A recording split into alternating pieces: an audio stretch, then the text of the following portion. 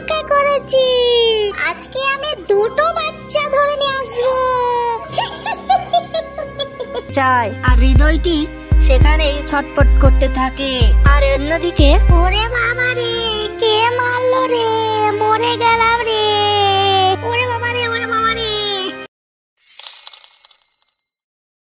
দয়ানগর নামে একটি গ্রাম ছিল, যে গ্রামে একটি মায়াবী দানবের আক্রমণ ঘটেছিল, যার কারণে রাত্রিবেলায় কেউই ঘর থেকে বের হতো না। এমন করেই রাক্ষসটি গলার সুর করতো যে কেউ বের হয়ে চলে আসতো ঘর থেকে, আর যেই বের হতো তারা নিস্তার থাকতো না।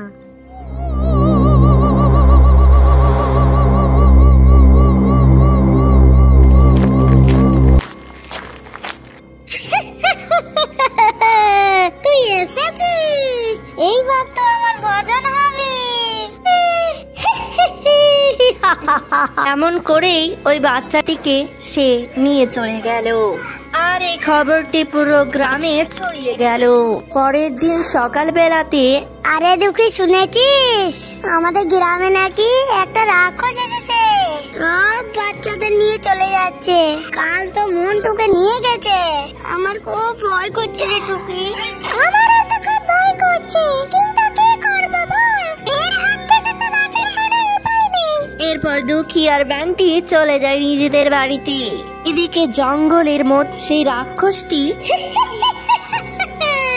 আমি খুব অপেক্ষা করেছি। আজকে আমি দুটো বাচ্চা ধরে নিয়ে আসবো।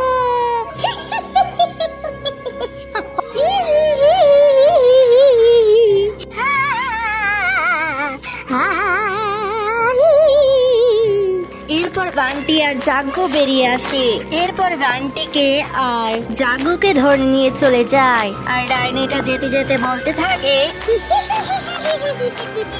আমি এই গ্রামের একটাও বাচ্চা ছাড়বো না, সব গোনাকে আমি খেয়ে নেব।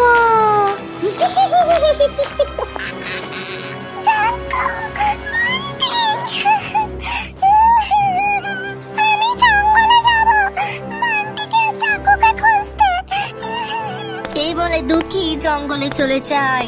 বন্ধুরা, তোমাদের সুন্দর নামটা কমেন্টে লিখে যাও, কারণ এরপর ভিডিওগুলি তোমাদের নাম দিয়েই হবে। আর এদিক ওদিক খুঁজতেই থাকে। কোথায় যাচ্ছে? ওই জায়গা মরে যাবি, যাস না। আমাকে যেতেই হবে, আমার বন্ধুদেরকে ওই মায়াসুর বন্দি করে নিয়ে চলে গেছে। আমার বন্ধুদেরকে বাঁচাতেই হবে। তুমি কোনো একটা উপায় বলে দাও না গো। তোমাকে তো দেখে অনেক ভালো দয়ালু মনে হচ্ছে। আমি যে উপায় বলে দিতে পারি, আমার নিজেই পরেশান হয়ে গেছি। ওই রাক্ষসটার হাত থেকে শুধু পাকড়া আসে সময় ওই বাচ্চাটা নিয়ে যায়, এখান থেকে পালিয়ে যা। আমি এখান থেকে যাবো না, আমি আমার বন্ধুদের বাঁচিয়েই ছাড়বো। তুমি কোনো একটা উপায় বলো, নয়তো আমাকে যেতে দাও। তবে ব্যাস উপায় আছে, সবাই আছে, তুমি বেগুনির পরীর কাছে যা, ওই সব বলে দেব। এরপর দুঃখী চলতেই থাকলো বেগুনি পরীর উদ্দেশ্যে। আর ওই গুহার সামনে ছিল একটি সাপ। সাপকে দেখে দুঃখী অনেকটা ভয় পেয়ে যায়। ভয় পেও না, আমি এক নাগকন্যা, আমি এই গুহার পাহারাদার। তোমার কি হয়েছে? তুমি এই গুহার মধ্যে প্রবেশ করতে চাও কেন? আর যদি এই গুহার মধ্যে প্রবেশ করতে চাও, তাহলে একটি প্রশ্নের উত্তর দিয়ে যাও। আমার প্রশ্নটি হলো, জল আছে কিন্তু তবুও কোনো মাছ নেই, কি বলো তো?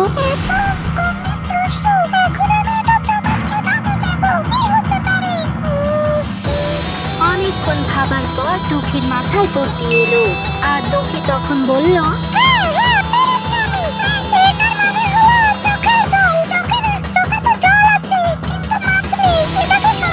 খুব চমৎকার, তুমি সত্যি খুব বুদ্ধিমতী, তুমি সবকিছু পেরেছো, তাই তোমাকে আমি এই গুহাতে যাওয়ার পারমিশন দিলাম, যাও। এ বলে নাগিনী অদৃশ্য হয়ে যায়। আর দুঃখী গুহার ভিতরে যেতে থাকে। কি হয়েছে দুঃখী কন্যা, তুমি আমার এখানে এসেছো কেন? কিছু প্রয়োজন আছে কি?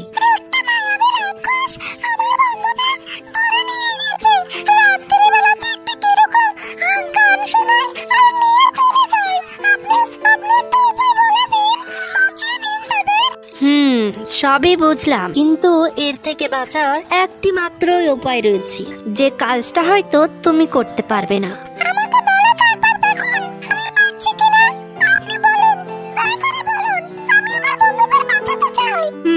এটা করার জন্য তোমাকে হাসির গুহাতে যেতে হবে। সেই হাসির গুহাতে যেয়ে একটি হৃদয় আছে, সেই হৃদয়ে তোমাকে এই মায়াতীরটি নিক্ষেপ করতে হবে।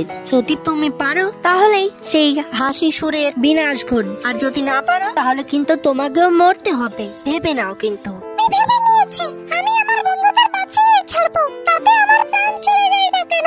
এরপর দুঃখী চলে গেল মায়াতীরটি নিয়ে এবং হাসির গুহাতে প্রবেশ করলো। আর তখনই চারিধার থেকে অনেক ধরনের হাসি আসতে থাকে।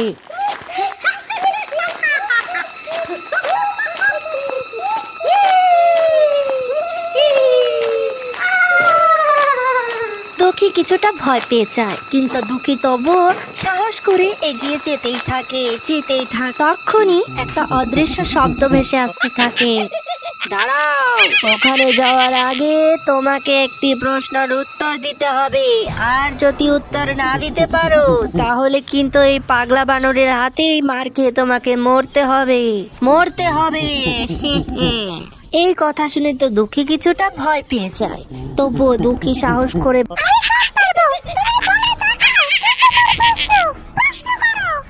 এমন কোন জিনিস যেটা এক নিমিষে তোমাকে যে কোনো কোথাও পৌঁছে দিতে পারে?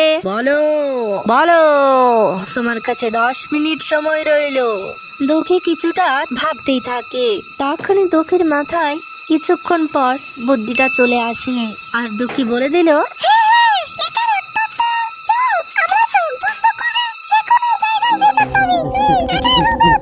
তুমি পেরেছো, খুব খুব শুভেচ্ছা তোমাকে, যাও এগিয়ে যাও। এরপর দুঃখী সেই হৃদয়টি দেখতে পায়, আর দুঃখী সেই হৃদয়ের দিকে তীরটিকে নিক্ষেপ করে দেয়, আর তীরটি গিয়ে একদম হৃদয়ে লেগে যায়, আর হৃদয়টি সেখানে ছটফট করতে থাকে। আর অন্যদিকে, ওরে বাবা রে, কে মারলো রে, মরে গেলাম রে, ওরে বাবা রে, ওরে বাবা রে, কে মারলো রে। এদিকে হৃদয়টি ব্রাষ্ট হয়ে যায়, আর অন্যদিকে রাক্ষসটিও মারা যায়, আর সেই পাগলা হাসিরও বিনাশ ঘটে।